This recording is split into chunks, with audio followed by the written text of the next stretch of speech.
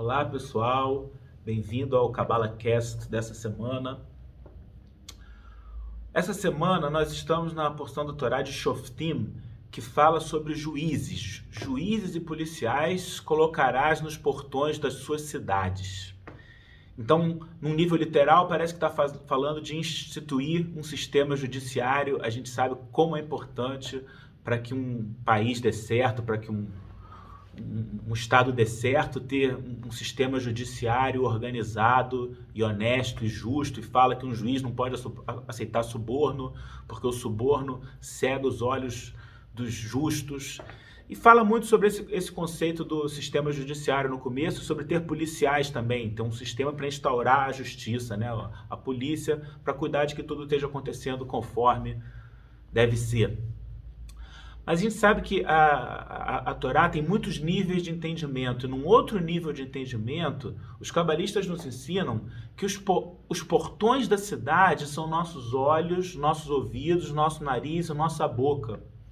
E que botar juízes e policiais nos portões da nossa cidade é a gente julgar e policiar o que a gente olha, o que a gente deixa entrar pelos nossos ouvidos e o que a gente fala, não falar coisa negativa, não falar lachonará, não falar má língua, não falar mal dos outros, não falar mentira, não falar falsidade, não falar coisas negativas que vão gerar escuridão em vez de gerar luz. Então, o primeiro conceito é o quanto que a gente essa semana deve instituir juízes para tomar cuidado com as nossas próprias atitudes, e a gente tem que ser o nosso juiz.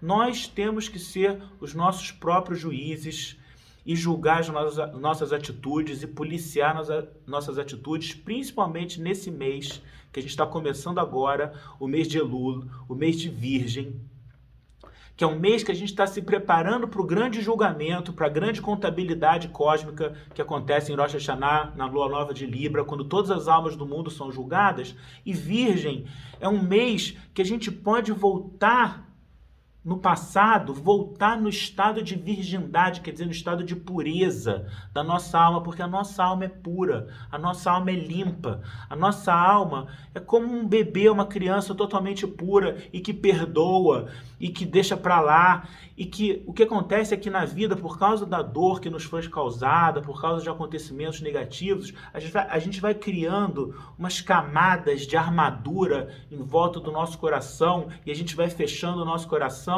e a gente se torna incapaz de se abrir e incapaz de amar. E esse mês a gente pode retornar, e esse é o segredo da letra Yud, que rege esse mês, que é como se fosse um ponto mínimo, o menor ponto possível. A gente pode retornar à pureza da nossa alma, ao estado original da nossa alma, mas para isso a gente tem que ser um juiz severo e justo das nossas próprias atitudes, do nosso próprio comportamento, do que entra pelos nossos olhos, do que entra pelos nossos ouvidos e principalmente, talvez, pelo que sai da nossa boca. Então, eu gosto de contar uma história para ilustrar essa época do ano. Eu chamo a história do binóculo mágico. E o conceito é que esse mês que a gente está é um momento propício para techuvá, para o arrependimento. O que é techuvá? O que é arrependimento? Ou como Rav Berg, meu mestre, dizia, é um conceito de volta para o futuro. O que significa de volta para o futuro? Significa o seguinte: a vida, embora pareça, não é aleatória. As coisas na vida não acontecem de forma aleatória. A vida é regida por um sistema de causa e efeito, ação e reação. Plantou, colheu. A vida não é aleatória. As coisas acontecem por um motivo, que foram sementes plantadas no passado. Então, se você plantou sementes positivas, vão vir frutos positivos, vão vir resultados positivos na sua vida.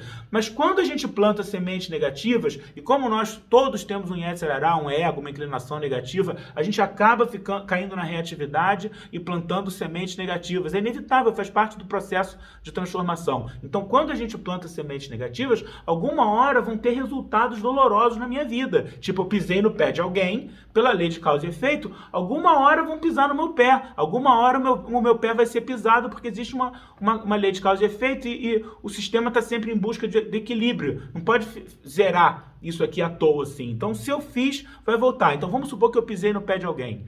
Quer dizer que eu estou destinado a ter o meu pé pisado? É inevitável, no meu destino está escrito, porque eu pisei no pé de alguém, que alguém vai pisar no meu pé. Não, tem um jeito de mudar. Se chama techuvá, arrependimento. Eu tenho isso que é de volta para o futuro. Eu tenho que voltar no passado, no momento em que eu fui descuidado e pisei no pé do outro e machuquei o outro. Aí naquele mesmo momento eu tenho que me conscientizar e falar assim, não vou fazer isso, não vou pisar no pé do meu amiguinho. E tomar mais cuidado e ser mais sensível e não piso no pé. Aí eu mudei o passado, o futuro mudou também. Sabe, de volta para o futuro. Eu voltei no passado, desfiz aquela sujeira que eu tinha feito, o futuro mudou. Quando eu chego no futuro, o futuro está diferente. Agora, no filme tinha uma máquina do tempo. Como que funciona na nossa vida essa máquina do tempo? Como que eu posso voltar para o passado e me transformar? É a nossa consciência. A nossa consciência, eu tenho que ir lá na minha consciência, lembrar desse momento que eu pisei no pé do outro e sentir remorso, e sentir dor, entender a negatividade que eu causei e tomar uma decisão interna, séria e de verdade e comprometida. Nunca mais eu posso fazer isso. Que horror o que eu fiz, machuquei meu amigo, pisei no pé do meu amigo, fui totalmente insensível. Eu nunca mais posso fazer isso. E aí, se eu realmente me tornei outra pessoa, eu tenho que estar disposto a ser testado. Manda o teste, falar para o universo, manda o teste. E vem uma outra pessoa na mesma situação. Se eu pisar no pé de novo, eu não mudei, eu não fiz techuvá, eu não me transformei, eu estou merecendo o retorno mesmo. Eu estou merecendo o efeito daquela negatividade. Mas se eu for testado e eu mudei, eu não sou mais aquela pessoa, eu virei uma versão aperfeiçoada de mim mesmo. Incapaz de pisar no pé dos outros, por que eu tenho que pagar por essa versão 1.0 minha que não sou mais eu? Então, a negatividade é cancelada, aquilo é eliminado do sistema. Eu mudei de volta para o futuro. Eu mudei, eu não sou mais o mesmo. Eu virei uma versão melhorada de mim mesmo, que não é mais capaz de fazer aquilo. Então, aquela negatividade que eu fiz é cancelada, aquilo é zerado. Mas para isso funcionar, tem que de verdade olhar para o passado e estar aberto para ver a negatividade do passado. E quantos de nós ficamos pensando nisso, sabe? Ficar olhando para o passado, é mesmo, aquela vez tratei muito mal aquela pessoa, aquela outra vez errei feio com aquela outra pessoa. A gente segue em frente. A gente não gosta de pensar nisso, a gente segue em frente. Nesse mês de Virgem é bom pensar, porque esse mês de Virgem vem uma ajuda de cima, que é um momento detalhista, né? Perfeccionista, e que se você tiver desejoso de se conectar com a luz, querendo de verdade se conectar com a luz, vem as memórias, vem as lembranças das coisas erradas, e se você entrar na história, sentir a dor, entender a consciência errada que você estava, que causou, que te fez fazer aquilo, e você se transformar, você muda o filme. É um mês incrível para mudar o filme da nossa vida, e especialmente até a lua nova de Libra, Rosh Hashanah, que a gente chama, que é o momento que então o julgamento é estabelecido e determinado. Então até lá a gente pode limpar a nossa ficha através desse processo de techuvá, de arrependimento. Então a história do binóculo mágico é para nos inspirar a levar a sério esse trabalho da techuvá. E a história é a seguinte: existia um fazendeiro que era um homem muito simples, analfabeto, ele sabia pouquíssima coisa. E um dia a colheita dele foi excelente. Ele teve uma excelente colheita, muitos produtos agrícolas ele colheu e ele colocou na carroça dele, como ele sempre fazia. Ele encheu a carroça dele de produtos com seu cavalinho e ele foi levando a carroça para entrar no celeiro. Mas quando ele chegou na porta do celeiro, tinha tanto produto na carroça que não passava na porta. Ficou emperrado na porta, ele não conseguia passar pela porta. E ele começou a bater no cavalo, chicotear o cavalo, achando que era má vontade do cavalo. Ele não entendia que ele tinha ficado emperrado na porta, porque tinha muita coisa, tinha coisa demais na carroça. Ele ficou ali reclamando e batendo no cavalo e nada. Até que passou na rua um trapaceiro, conhecido 171. Passou na rua um trapaceiro e viu aquele fazendeiro, aquele homem simples, e ele falou: seu fazendeiro, deixa de ser idiota, você não está vendo que a culpa não é do cavalo? Você não está vendo que não está dando para passar na porta e a culpa não é do cavalo? Não adianta você ficar aí reclamando e batendo no seu cavalo, a culpa não é do cavalo. Aí o fazendeiro falou: então o que eu faço? Me ajuda aqui, o que eu posso fazer? Aí o trapaceiro falou: olha, compra de mim esse binóculo mágico. Esse binóculo mágico aqui vai resolver o teu problema.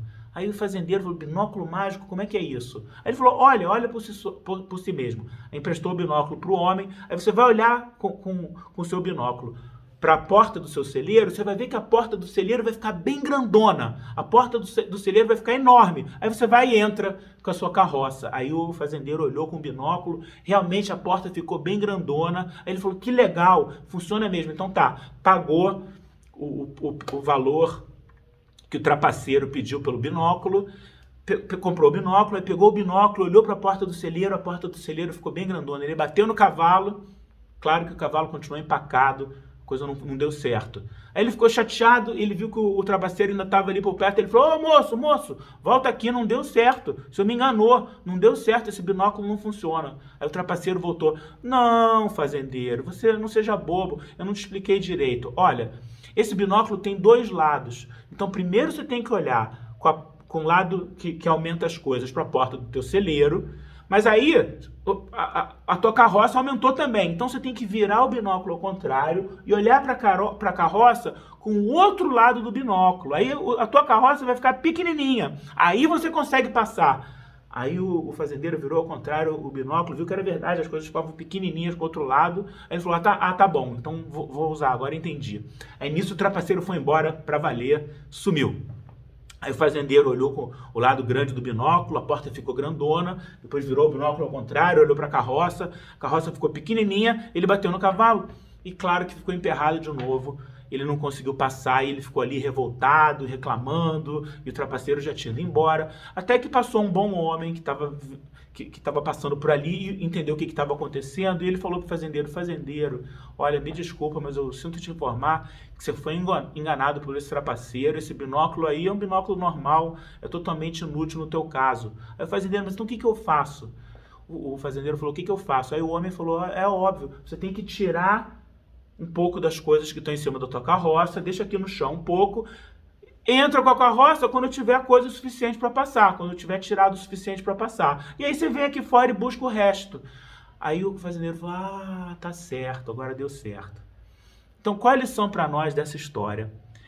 Que o que acontece é que, principalmente no mês de Elul, no mês de Virgem, mas isso vale para o ano inteiro, a inclinação negativa, o Satã, a força da escuridão que existe para nos desafiar, nos vende esse binóculo mágico trapaceiro, esse falso binóculo mágico. Então, ele nos convence que a porta do céu é enorme. Ele nos convence que a porta do céu está sempre aberta e que Deus está sempre disposto a perdoar e que não importa quanta coisa negativa uma pessoa tenha feito, a porta do céu é enorme, ainda mais uma pessoa boa como eu, com certeza a porta do céu é enorme. Depois, com o outro lado do binóculo mágico, ele nos faz acreditar que a nossa carroça de pecados, de curto-circuitos, de negatividade, de egoísmo, é bem pequenininha. Eu, pessoa negativa, eu tenho uns momentos de raiva, eu sou um pouco controlador, eu julgo um pouco os outros, mas no geral eu sou uma ótima pessoa.